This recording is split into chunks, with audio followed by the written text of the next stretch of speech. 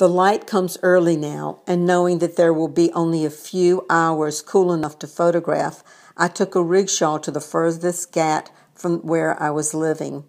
This very ancient part of the city is a maze of alleyways and streets, and because of its intrinsic confusion, it is believed that this area of the city can't be tracked even by GPS systems. When I go there, I always enjoy letting myself get lost in this jigsaw of steps, temples, ruins, and alleys. The little streets, too tight for cars, still manage to get terrorized by a few motorcycles. But fortunately, for some of the alleys, they are too small even for the motorcycles. Mainly, only people and animals walked its cobblestones. It does not take long to get totally lost, and then I no longer recognize anything. I just start following my feet, photographing whatever appeared. It was like photographing a film that I had walked into. A doorway opened into what looked like a tiny ancient temple. Peeking in, there was a huge cow eating from a rock bowl. The cow, weighing several 100 pounds, was so tremendous that it seemed to fill the whole room. Behind the cow, in a larger room, a man and his 2 sons were preparing food in iron kettles over dung fires. With a single nod, I got his attention and an okay to photograph the cow, and then went over to talk with him. At this angle, which was from my side, I could see that the cow was walking backwards out into the streets. Excitedly, I called, "Guy, Guy, by jate hai."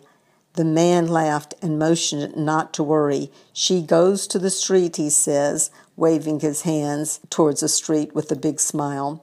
Getting a strong urge to follow, I said a quick goodbye and proceeded for the rest of the morning to trail this huge, gentle beast. With a swaying motion, rocking her plump udders from left to right, right to left, the cow slowly navigated through the streets. I followed silently behind, as if watching a film evolved. It was a mystery film. Where will she go? What will she do? She passed some stores with food, and the owners half-heartedly yelled the cow away. They even pretended to throw rocks at her with empty hands. Further on, a young man in a western shirt gave the cow an affectionate pat as he walked by, and then touched his hand to his third eye.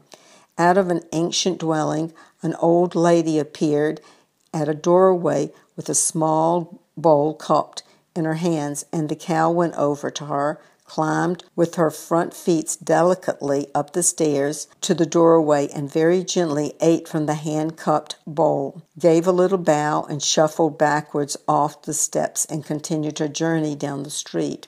Some street dogs let her move past them without even barking. They must know this lady. When a motorcycle tried to get around her, she went close to the side of the building to let it pass. Others, mainly older women, stopped just to pranam her with their hands or touch her flanks or her womb, then touched their hand to their heart or third eye. For them, she was a walking temple.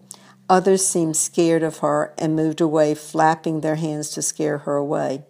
The cow proceeded carefully, and at moments looked confused, not knowing what response she would evoke.